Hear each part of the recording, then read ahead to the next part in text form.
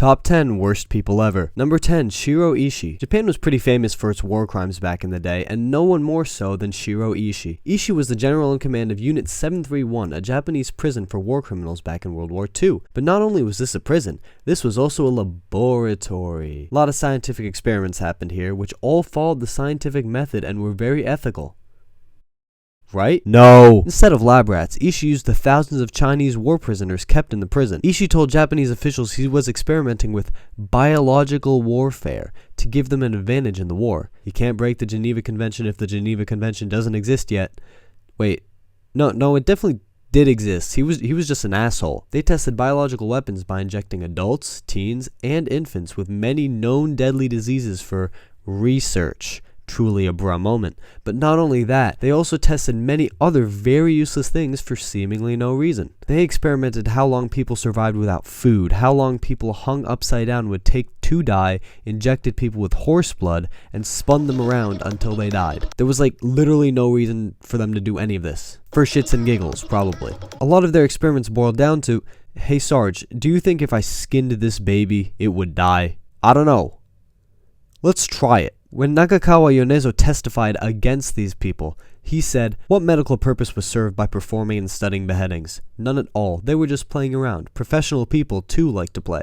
So basically, they were just playing around, goofing off, if you will. Another main head of the unit, Hisato Yoshimura, was famous for wait a second. 9.5, Hisato Yoshimura. This guy sucked. He was famous for experimenting with frostbite. Literally just putting people in a cold room and saying good luck and attaching people's limbs to places they definitely shouldn't be. He was described by his fellow awful people as a scientific devil and a cold-blooded animal for his crude tactics. Get it? Cold-blooded? Because of the frostbite? Shiro Ishii himself ran the whole operation and was known for going on random power trips whenever he wanted. Sometimes he saw someone and was like, I want their brain. And then he got it. The worst part about all this, after the war, in exchange for him telling the US about the atrocities he committed, they were like, I appreciate the info, man. You can live out the rest of your life peacefully in Tokyo until you die of cancer. Life isn't fair, man. Number 9, Leopold II of Belgium. Leopold II of Belgium was a special guy. Let's start by listing his accomplishments. Number 1, he was the longest reigning Belgian monarch of all time. Number 2, he founded a country that wasn't Belgium. That's about it. But more about that country. It was called the Congo Free State, founded in 1885 and disbanded in 1908. That's 23 years old, meaning the country can legally drink and drive.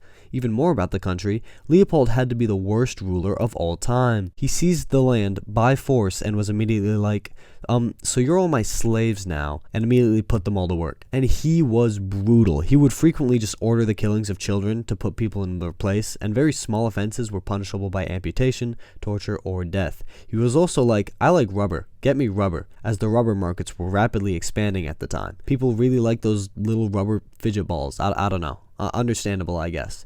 I don't think the African slaves liked them very much, though, as if they failed to meet their rubber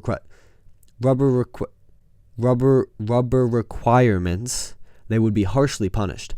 Because of this, Leopold got very rich. He probably spent his vast accumulated sum of wealth skinning babies, because I feel like that is an activity he would enjoy.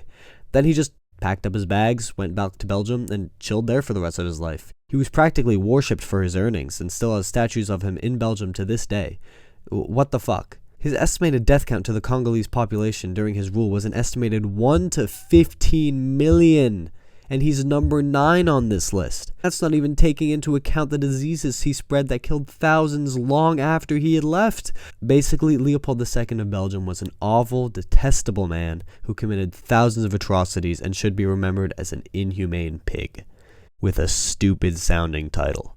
Number 8, Lord Voldemort. Voldemort goes by many names. Lord Voldemort, he who must not be named, or as I affectionately like to call him, Wizard Hitler. Wizard Hitler was the leader of a notorious hate group called the Death Eaters, who were hellbent on committing genocide towards the entire wizarding race. He was almost all-powerful, nobody could stop him, but then he tried skinning a baby and literally got killed by the power of love. This motherfucker was so evil, he got killed by the power of love. Come on. And over a decade after his death, he still had the entire wizarding race afraid to say his name. Dude deserves to be on that list just for living in so many people's heads rent-free like that. But as if getting killed by the power of love wasn't damning enough evidence, this guy comes back to life literally just because he had more people he wanted to flip off. Dude put a significant fraction of his soul into a snake. It doesn't get more evil than that. He also spends 7 years of his life, half that time he was literally dead mind you, tormenting the baby he tried to skin and scarring him for life, figuratively and literally. Okay, and, spoilers ahead, we don't want a repeat of the week before the book came out, he is almost directly responsible for Snape killing Dumbledore. That is messed up. I love that guy. All this because he was bullied at a young age for not having a nose.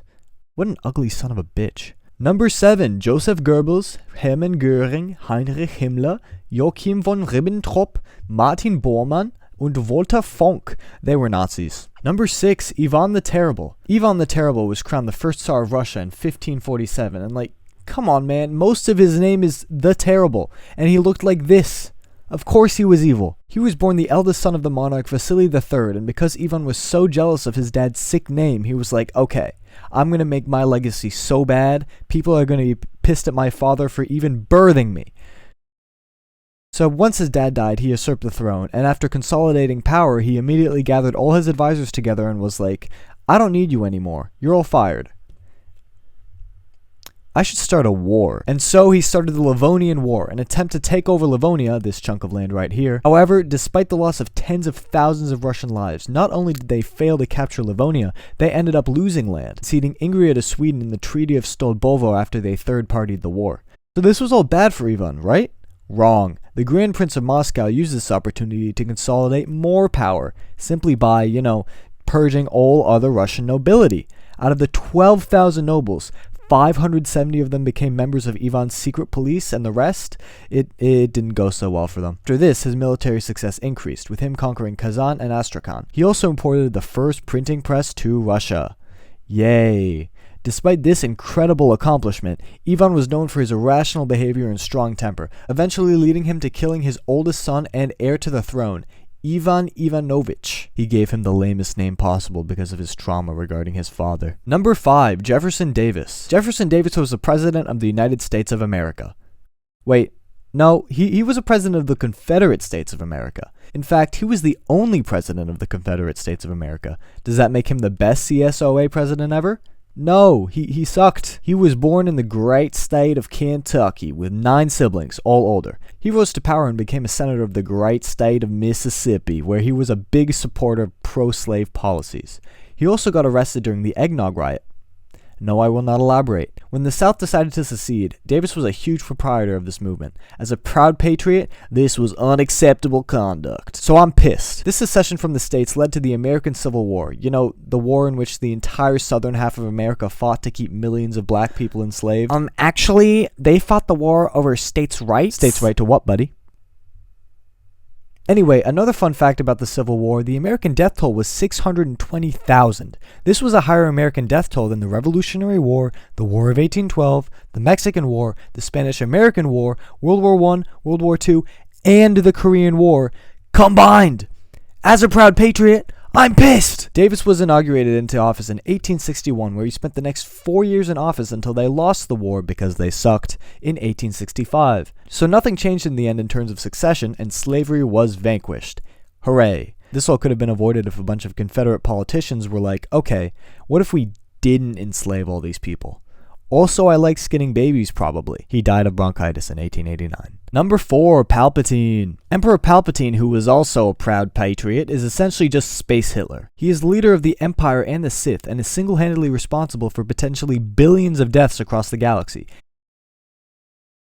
He executed Order 66, fought a galaxy-wide war essentially just on a power trip, was killed, and somehow returned, just out of pure spite. He blew up a fucking planet! And he did all this while looking like an overcooked raisin. Thank you, Mace Windu. Not only that, but he tries to kill my boy Luke Skywalker. That's literally my goat. You can't do that. Did I mention he blew up a fucking planet? Number 3, Genghis Khan. Genghis Khan is most famously known for fucking several thousands of... sorry, I made a typo. He was famous for raping several thousands of women and fathered an estimated 3,000 kids and having an estimated 16 million descendants today. Wow. Anyway, he also did a lot of fucked up shit. He created the Mongol Empire, becoming the first of many Khans of the empire. He was born sometime in the 1150s or 1160s. I don't know, it's kind of up in the air. Historians have debated about it for like decades. Gotta be the lamest debate ever. Did you know his real name was Temujin?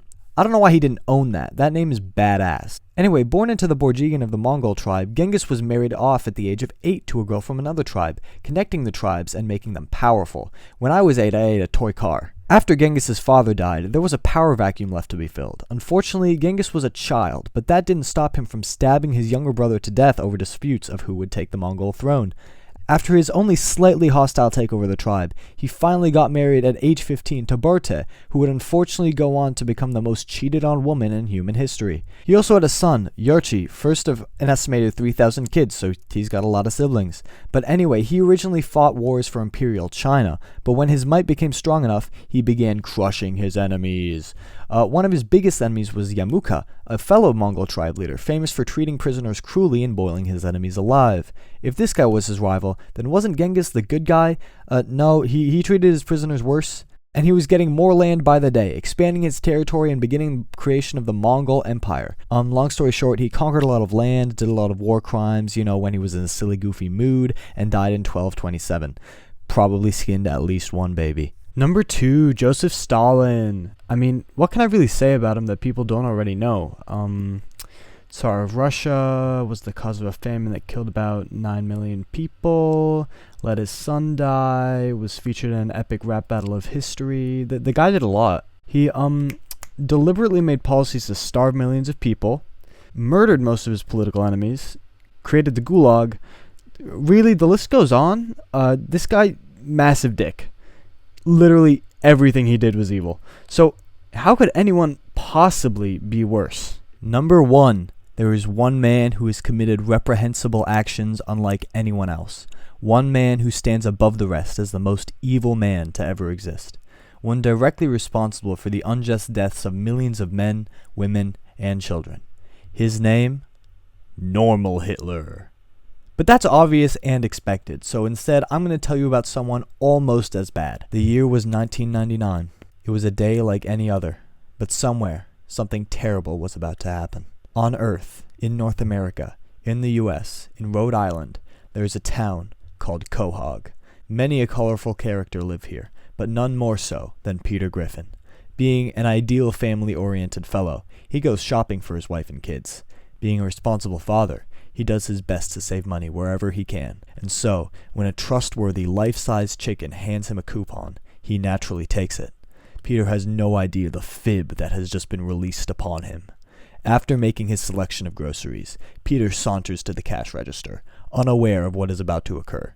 As the cashier is scanning his items, Peter holds out his coupon and states, "That nice chicken outside gave me this coupon." The cashier stares back at him. Then her eyes gravitate to the coupon. She observes it for a moment, looks back at Peter, and makes a statement that will traumatize Peter for the rest of his life. "I'm sorry, this is expired." Rage fills Peter's brain. "That chicken bastard. You son of a bitch," he says. Peter immediately goes and attacks the cock, and rightfully so. He gave him an expired coupon. Truly, truly detestable stuff. They fight and fight and fight, causing untold casualties. Eventually, Peter delivers the final blow, coming out of the scuffle victorious. A true evil was vanquished on that day. Number 0, the Grinch. He stole Christmas.